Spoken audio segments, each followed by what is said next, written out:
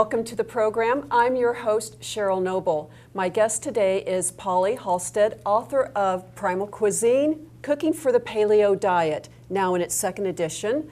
Tonight we're going to learn about the Paleo Diet and why it's so important for our health. And a little bit later in the program, we're going to have a cooking demonstration from one of the recipes in the cookbook. So let's get started with Pauli and paleo. Hi, Pauli. Hi, Cheryl. Thank you for being here. Thank you. Well, let's cut to the chase. Tell us what paleo diet is. Okay, paleo refers to the Paleolithic times. During that time of our evolutionary history, it was the end of the Ice Age, and we started out being mostly foragers as humans, but then we learned to hunt. We developed projectile weapons, and we began to hunt in earnest. And scientists now believe that it was that diet, that evolutionary diet, which consisted of wild meat and wild fish primarily, which was very high in omega-3 fatty acids, that contributed to our large brains and gave us the capacity for speech.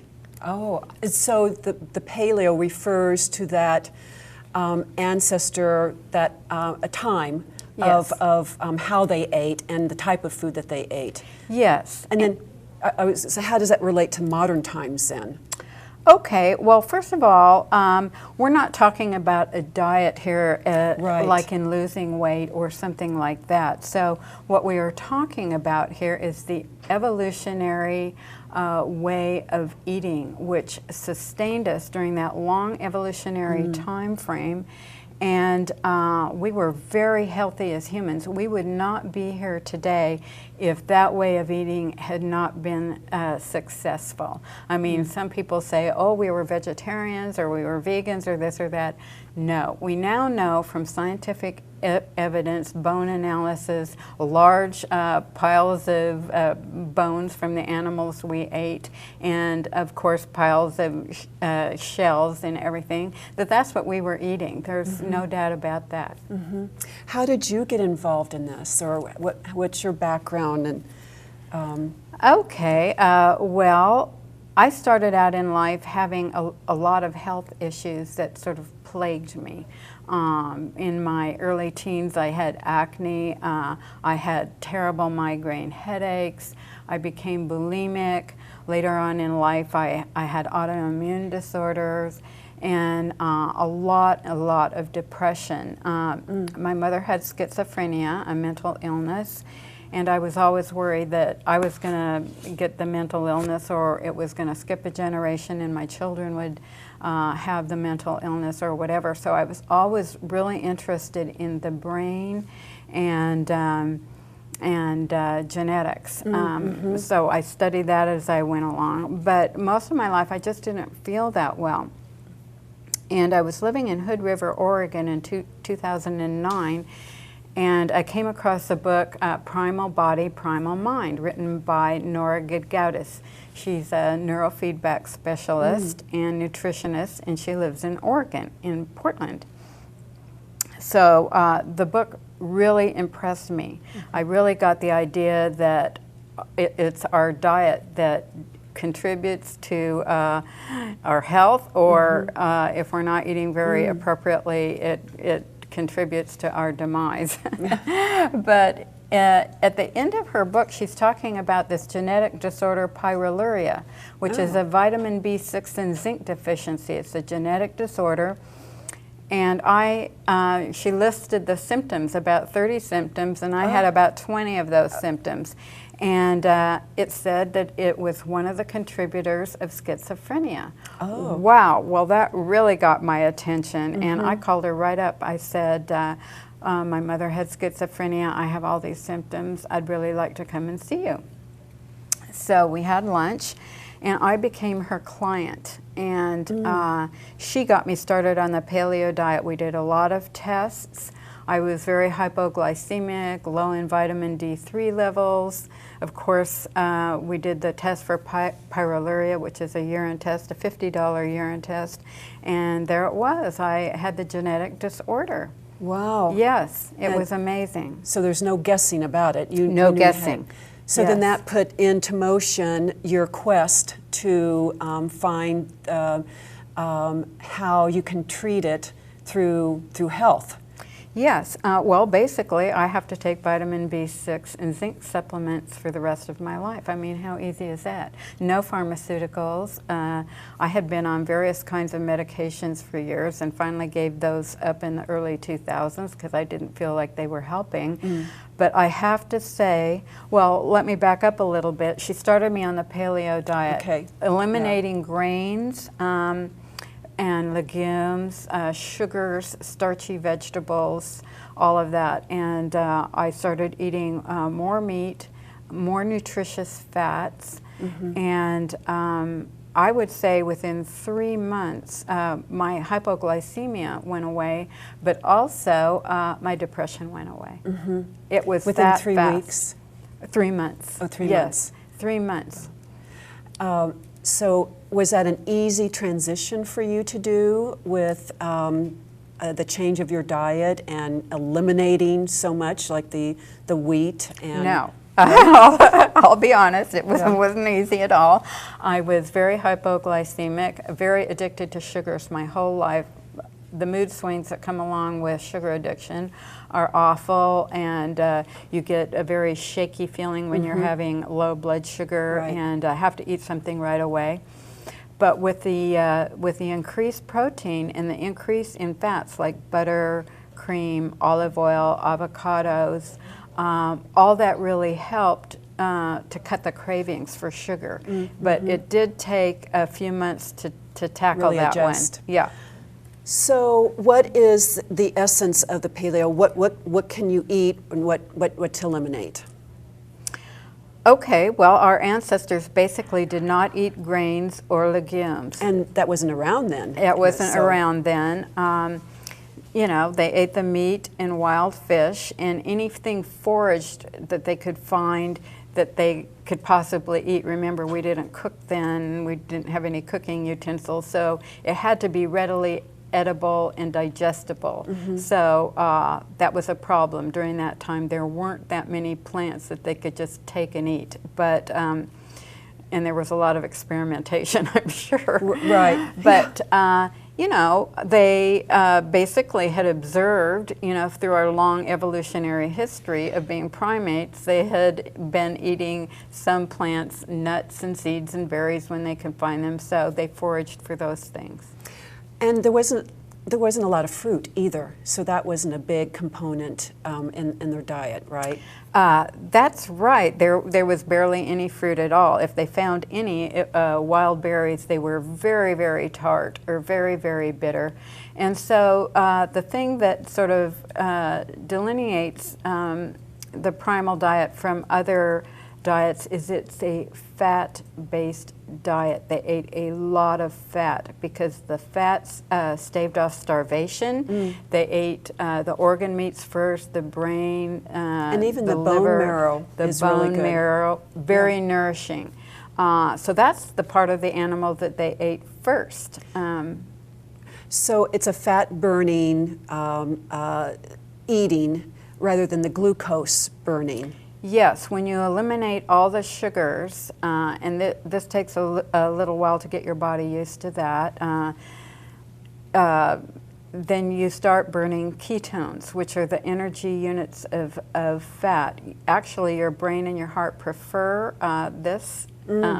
You know, there's been a whole thing for many, many decades that fat is bad for the heart. Right. Well, the good fats, the nutritious fats from wild meats are actually very nourishing for the heart and brain. Yeah, let's talk about those fats because we have been kind of programmed to stay away from them, go to lean meats, and now you're saying that all of that is good for the heart and also the growth of our brain. Wasn't that part of how the Paleolithic ancestors, we saw an increase in the brain size because of yes, that was because of the omega-3 fatty acids. The wild animals eat the grass, and so the meat and fat have the omega-3 fatty acids due to the grass consumption, and so that stays in the meat and fat. Therefore, when we eat the wild animals or wild fish, we're also getting the omega-3 fatty acids, and that was the reason our brains became larger and more complex than the other primates. Well, now the wild meat, as you say, we've got commercially raised meat now. And so our diet is filled with, if you eat chicken or even beef, it's got hormones, antibiotics. So we're eating that. And even though people say I'm not on antibiotics, if you eat commercially raised food, it will have it in it. So I guess that leads to a little bit now how the paleo diet works with the gut and intestinal health.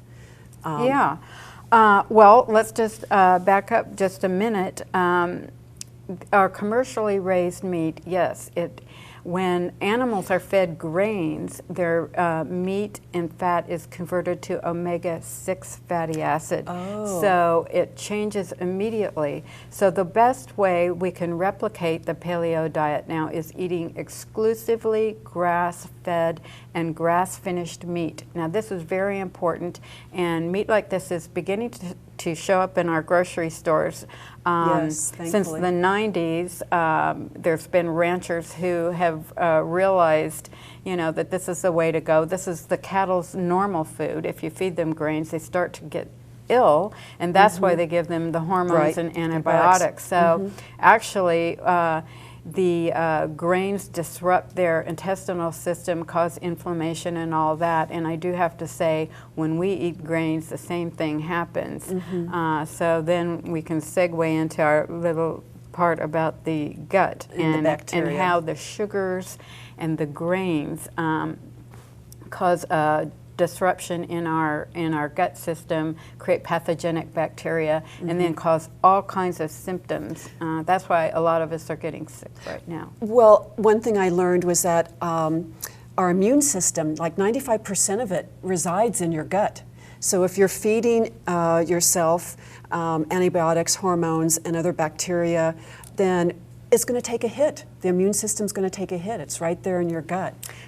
I think I had immune problems my entire life, and I didn't really get the gut-brain connection when I first started the paleo diet. I've read more about that recently, but I think that's why about 3 months into the diet, it corrected my intestinal profile, and because of that, my depression went away. The gut and the brain are definitely connected, as all the doctors have been telling us now, and miraculously, the depression went away. I mean... Well, I mentioned to you in an earlier conversation that I didn't realize I was doing the paleo diet because I was researching on how to correct my immune system. I had a lot of autoimmune problems, associated problems, and the list of problems, autoimmune diseases is quite extensive, but I said, I'm going to correct this. There's got to be a natural way to do this and to get my immune system back up. And in researching that, it's eliminate all the bad bacteria, and they recommended doing a detox and no fruit at all because sugar fuels the fungus and it feeds the bacteria. And same thing. So, and no wheat, absolutely. And I was always on a low carb because I had hypoglycemia as well. But I thought, well, I'll just try it. What can it hurt? Eliminating bread. And for me, within 4 days, there was a significant difference. Wow, 4 that's days. fast. But I had a lot of the brain fog, fatigue, just that prevailing fatigue. But then I learned that doing research more, looking for foods or recipes with no wheat or whatever, that it led me to the paleo, and I didn't realize that I was doing it. So those two, that lifestyle, and I like not calling it a diet because it really isn't the weight loss. People go to that, it's a fad, but it's a way of living. Yes. It is a way of living. A lot of people say, oh, it's just another one of those fad diets, but it's a 2 million-year-old fad. Right. And it happened to have been very successful. Right. And I think because there's few foods, people think they're going to get hungry, but in fact, we'll see a little bit later with your cooking demonstration, it's very plentiful. It's not like you have to deny yourself anything or go hungry by any means. Actually, I think it cuts the hunger pangs and the craving, because the combination of small amounts of protein, and we really don't need that much protein, say 25 grams per meal or whatever, 50 to 65 grams total during the day, but with almost an equal amount of fat that can come in the form of butter, whipping cream, egg yolks, avocados, and the fat from the meat. Now that is going to be sustaining. That's what's really going to make you feel full and satisfied for hours, actually. You can get by on that. Bacon's back in. Bacon. Good, I love bacon. Yes. But, and you can get it uncured without any hormones. Yes. And I have to say, eating the meats and poultry without hormones, it's a different taste. It's a completely different taste. Yes, it's so much better. The meat, the chicken, the poultry, the eggs taste so much better. It's amazing. Everybody has said that. Yeah. So it's an easy adjustment to make for better tasting food, and fat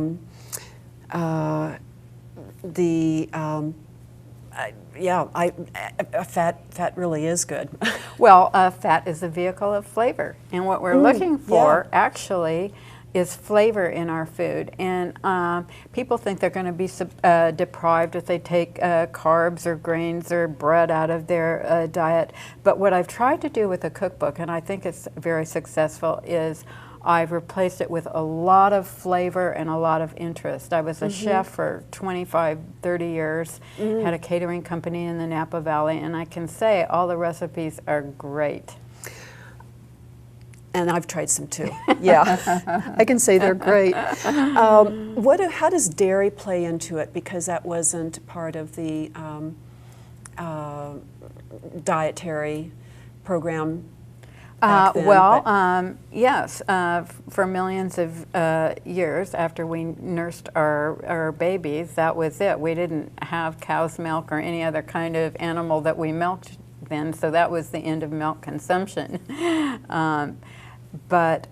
So our bacteria, our evolutionary bacteria, were not used to digesting other animal milk proteins. So actually, we're still having lots of problems with this. That's why I'm casein intolerant, many people are, and that's why the paleo diet does not include dairy. I did keep some dairy in the book for people who can tolerate it.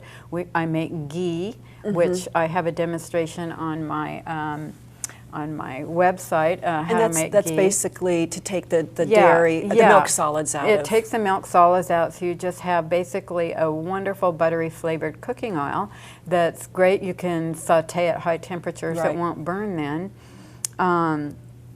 I switched over to sheep's milk cheese and goat's milk cheese. Some people can tolerate that, so it's up to you whether you want to use any dairy, but I do have substitutes in the book. So coconut milk, almond milk. Yeah, so. And so much better for you too. Yeah. The sheep and the goat, you can get those. You can now get pastured cow cheddar cheese. Our local Briar Patch carries that, and that seems to do better with me without that. The cows are grass-fed. Yes, and that that's makes a big what that difference. means. Pastured. You have to look for that word on labels. Pastured. And other things to look for in the labels? When we step over to the table, I'll show you the Nevada County free-range beef. Now that has a label on it that says no hormones, no antibiotics, and it says grass finished. Okay. So when you're buying beef at the meat counter, you want to ask your butcher, is it grass finished. Finished. And he will tell you whether it is or isn't. Okay. So that's the thing. Well, and that's a good segue because we now are going to go over and have a little food demonstration with one of your recipes, and we can take a look at some of the labeling so we can get a good idea of what to look for in the markets. Okay, so great. let's go over there.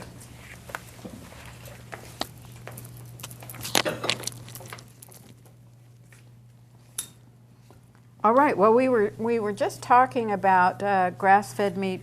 This is from our county, Nevada County free-range beef, and right here on the label it says locally raised, grass-fed, and grass-finished, no hormones and no antibiotics. So when you're buying meat in the grocery store, this is what you want to look for. And it's very, very clean, very good tasting. It is. So these are local eggs from a producer, and it says pasture raised. This means the chickens get to run around. They get to run around in the sun, eat bugs, seeds, and they're not fed any genetically modified material. So the egg yolks are really nice and rich looking. Mm-hmm. This is so great that it's available now. Yes, that we have choices. You can get most of this stuff at the farmer's market too. So nice. That's a good place to look for grass-fed meats too. Usually they'll show up at the farmer's market from your local producers. Get to know your local producers. Yeah. Okay. All right. What are we going to make today? All right. This is the salmon salad niçoise. I've pre-grilled the salmon. And I have some salad greens here, and I prepped some vegetables. So I'm just going to kind of assemble it here. And that's kind of a common salad that you'll see in restaurants that serve, so it's nothing... Yes, but with us, it's without the potato. Okay. But you won't miss the potato.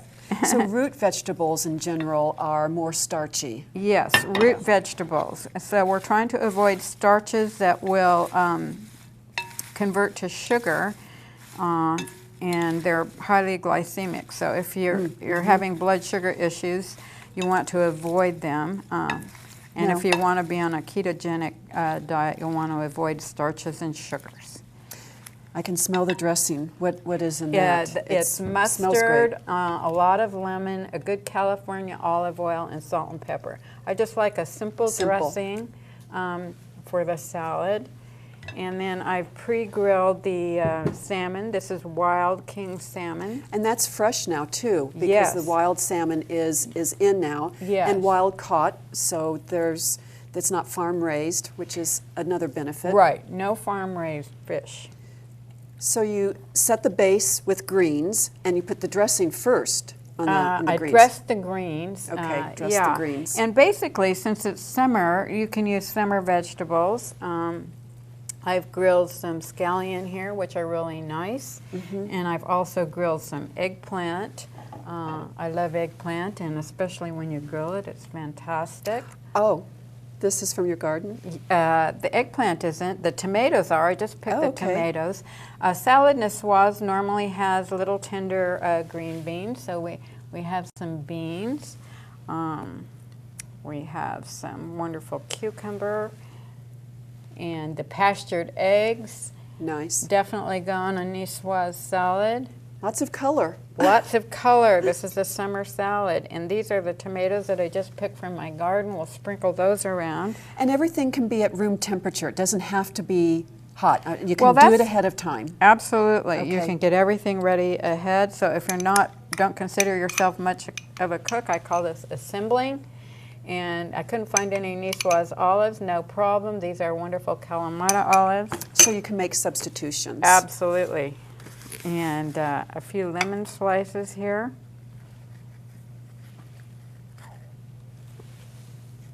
Now your cookbook also includes some desserts too, right? So it's not just course meals. You've got a range of recipes from morning to night.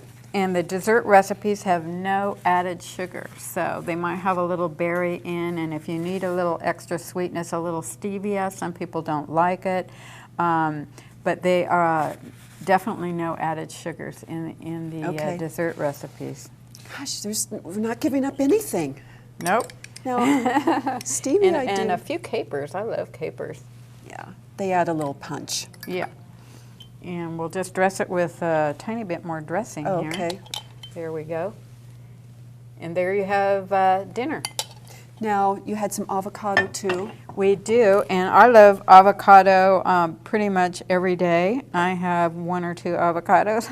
That adds a lot of fat and also other vitamins and minerals. So I'll just put a little avocado on it too. Yeah, avocado is good. Yeah.